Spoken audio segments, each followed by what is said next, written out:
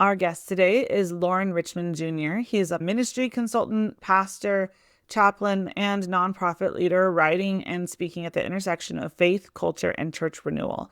With more than a decade of leadership in churches and community nonprofits, Loren draws from a deep well of lived experience, both pastoral and practical. He holds an MDiv from Phillips Theological Seminary and an MBA with a nonprofit emphasis from Hope International University. Loren has served in diverse roles from founding pastor to food pantry director to public housing coordinator, giving him unique perspectives on issues related to churches and social entrepreneurship. He is also the host of the Future Christian podcast, where he interviews ministry leaders, scholars, and changemakers to explore how historic faith can speak meaningfully today. Well, Loren, welcome to the podcast. Yeah, thanks for having me. So, Loren, you're doing ministry consulting now, but you've been a pastor, you've run a food pantry, you've worked in public housing. That's quite a journey. So, how did you end up in this space of helping churches think strategically about their buildings and their resources? Well, I think one is just having done it myself, the challenge of being a pastor, trying to lead and manage a church, A, and then B, seeing so many churches struggle to try to make it work. I literally just had a call with a leader half an hour ago and more the same. Yeah. So, how did all of those experiences shape the way you think about church leadership and ministry? I mean, I sort of laugh even just hearing you say that all I've done. I certainly wouldn't have planned it that way. It's just sort of how it's ended up. And perhaps we might say, we'd like to think, I suppose I'd like to think, right, God had a hand in at least some of that, or at least God can use some of that for good, I hope. Yeah, I think it's just been like one of the things about me, like I'm someone who likes to have a broad view and really kind of get my head around a concept or a system. And so I think that's one of the real strengths of my background is I've really seen this work from a lot of different angles, a lot of different sides, which I think gives me a unique perspective to bring to churches or organizations. Yeah. You mentioned it's really tough for some of these pastors. So help us understand this. Why is it important for churches to think differently about how we use our buildings during the week? I mean, most practically speaking, like the giving levels just aren't what they were 20, 30 years ago. Normative size church was like in my formative years, 20, 30 years ago, 120, 130 person church. Now the normative size church is 65. So it's half of what it was. So A, there's that. B, like giving levels aren't what they were. And even when they were, like there's not enough of them. There's not enough giving units. So like practically speaking, like the math just doesn't work. The financials aren't adding up. Or like folks just aren't like walking into church. Like that's just not a cultural expectation anymore. Like that's not where they look to for answers. Like they look to their phone, right? They look to TikTok, they look to Instagram. Like that's where they look to for help when they feel lost, like or Google perhaps. So finding ways to connect with people in your neighborhood is a lot more difficult than it used to be a generation ago. So utilizing your building to engage people in non-traditional ways is a great way to not only help support the upkeep and maintenance and financials needed for your building, but also it's a good way to interact and reach out to your neighbors.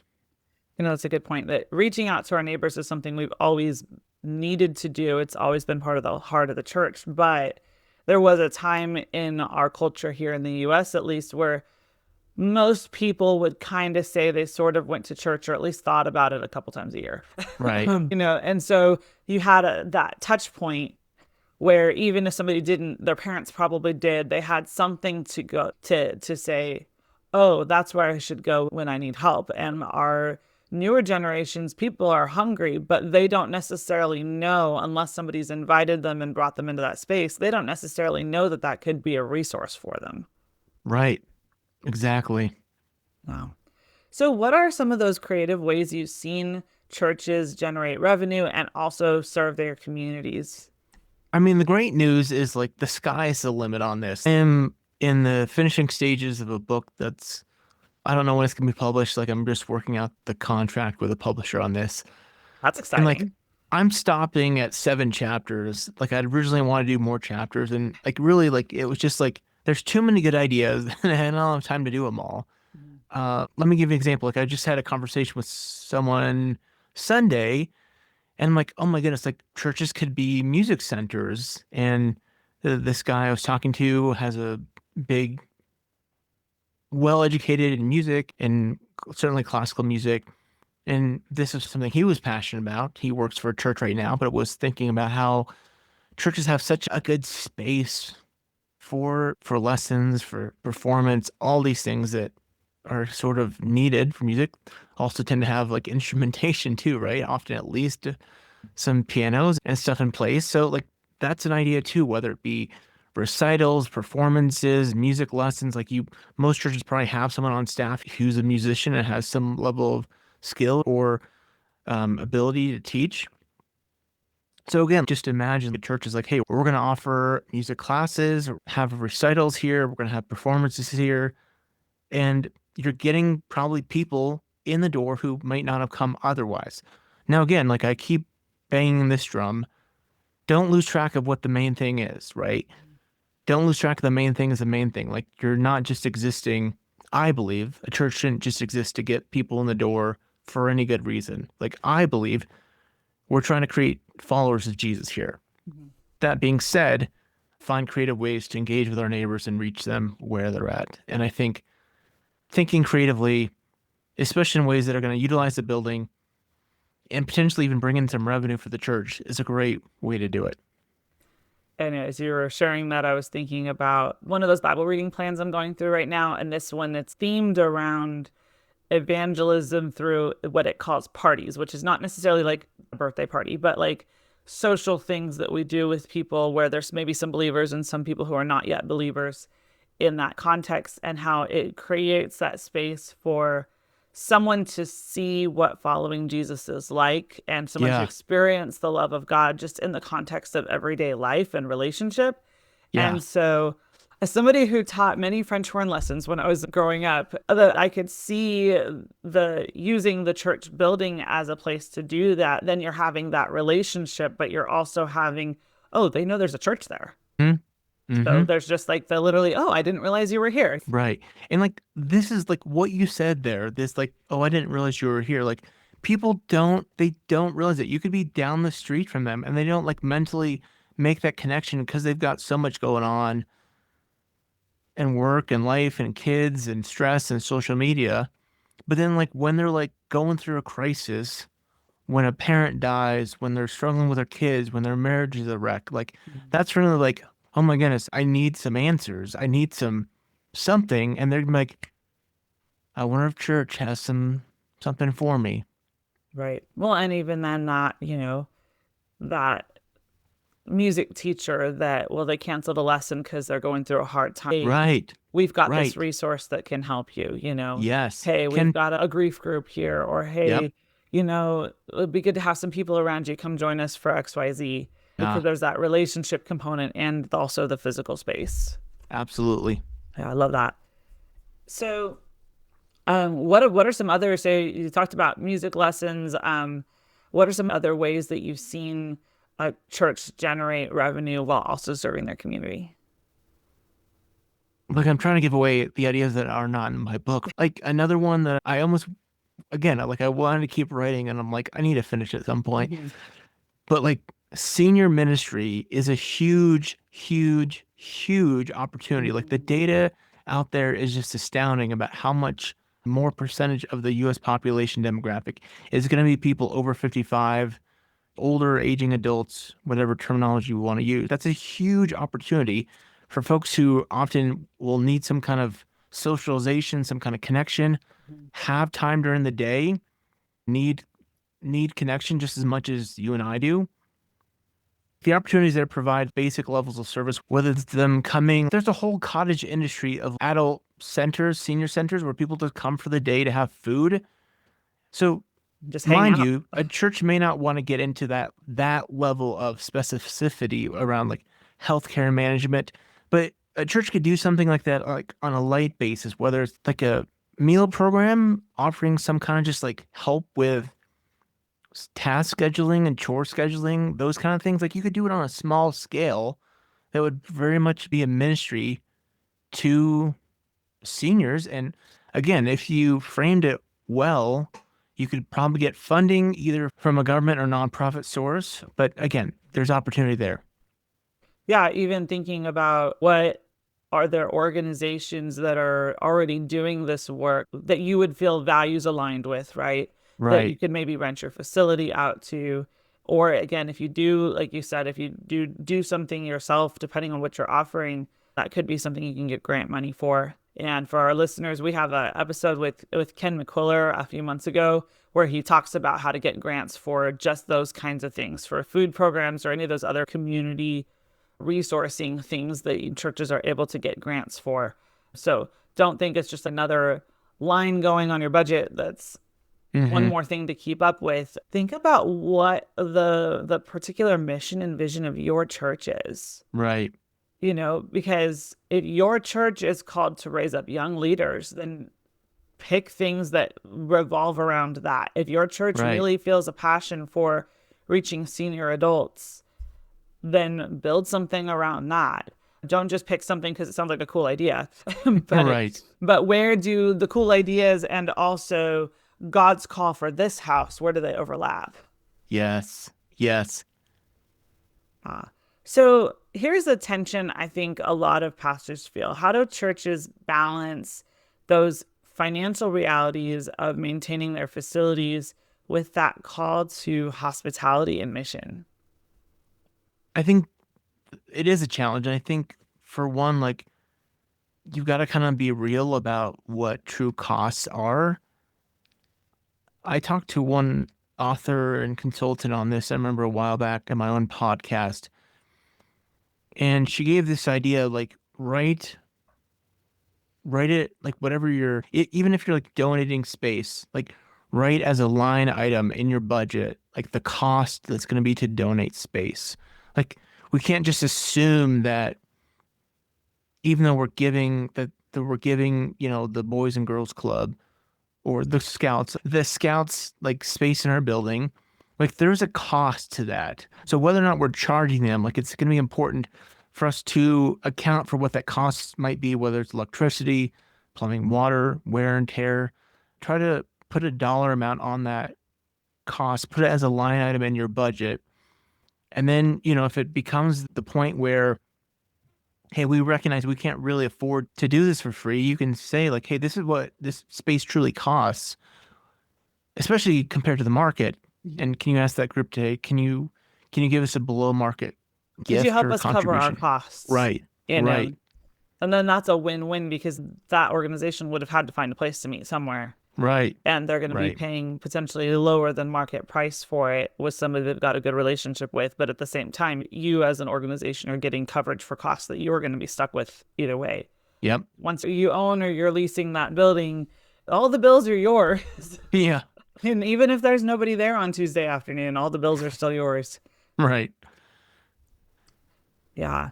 Do you have a favorite example of a church that's really reimagined its building as a true community hub? I mean, yes, I love to see churches that are really utilizing their building well. Like I can think of several churches top of mind that like the church I attend is like there's people in there every day of the week. They have a preschool, they have scouts that use it, they have a gym, so there's teams that use the gym.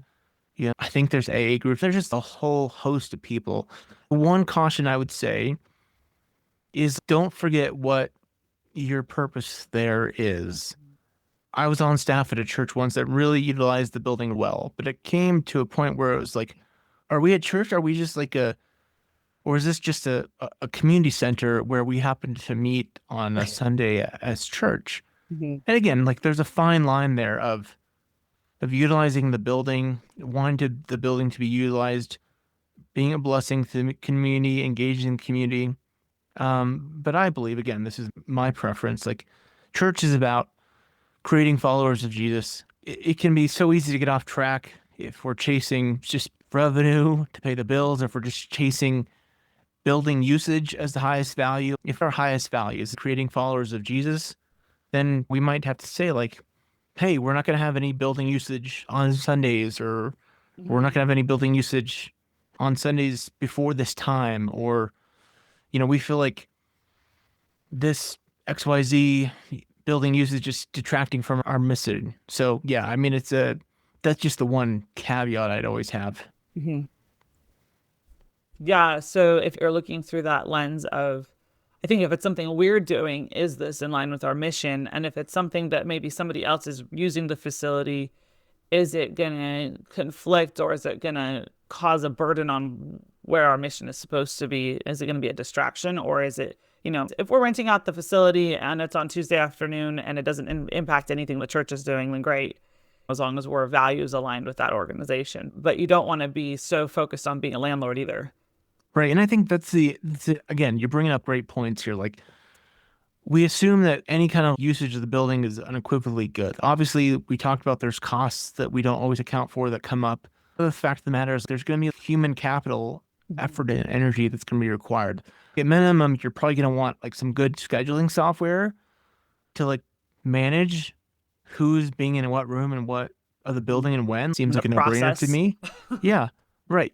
So there's going to be some additional costs. So again, this is why it's important to like account for what our true costs are, even renting out or utilizing a building space.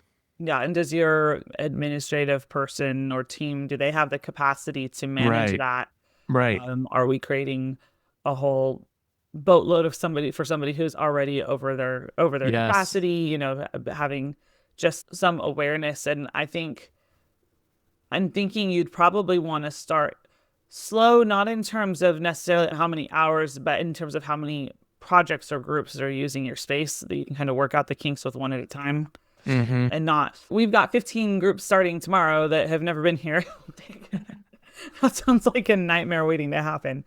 I suppose it might work in theory, but that sounds like a nightmare to me. It sounds like you want those organizations to have a really super positive experience with interacting with your church. Right. One of my favorite examples of this community hub situation is a church I know in rural east of San Diego area. And they are one of the locations that the power company sends people to when they have to cut the power, which happens in that area probably a couple times a year. Sometimes it's weeks, and usually it's like a day or two because of fire danger. Okay. And they do get some income from the utility company when they have to do that. But they have all these people coming and hanging out in their church building for those days or weeks. Last year, there were some pretty intense fire situations out there. And so because of that, power is being cut in certain areas, and there were spaces without power for a while.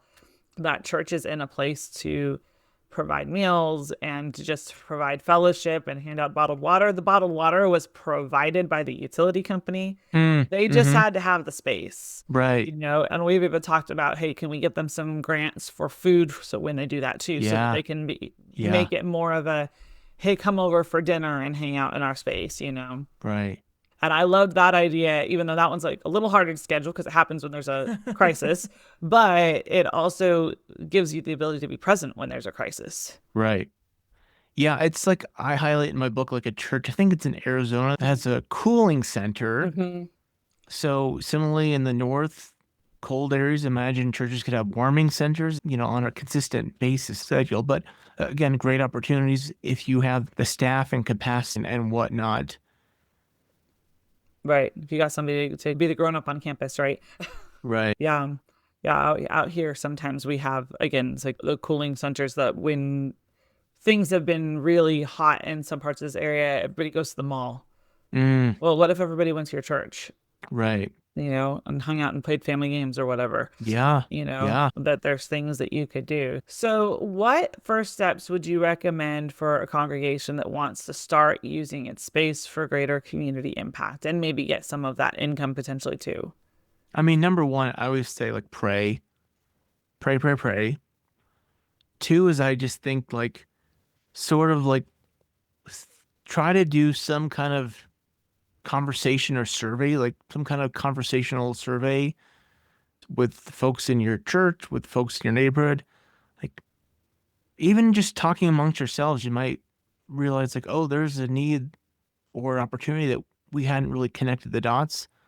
And then 3 is like kind of see what kind of resources you have in place. So whether it's like, if you want to be like to use your example, if you want to be a safe house in the midst of fire danger, like it's probably not good if you're like in the middle of a wooded area, like, with a pine church, pine wood church. So take stock of what resources you have, whether it's physical, human resources, like financial resources. Like, so again, pray, discern, conversate around like what opportunities or needs there are. Kind of where is the overlap again between your Right. resources and the opportunities and your mission? Mm-hmm. So tell us about the book.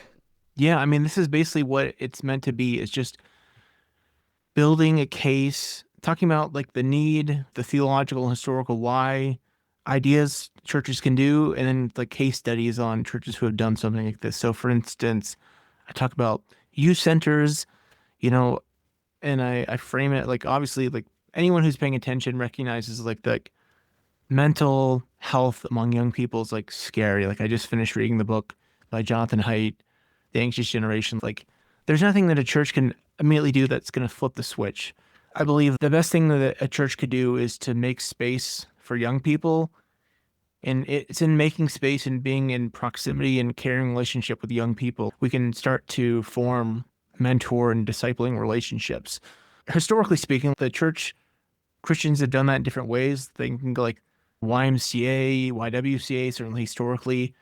And what does that look like on a practical level? Obviously, huge churches build buildings. Not every church can build a youth center. So what's some real practical things? Like, can you have a regular lunch? Can you have a youth pew? I mean, little small things to think, don't have to think huge scale. What Right. are some things you can accomplish to show that we care about the young people among us? We want to have relationships with them. We want to invest in them.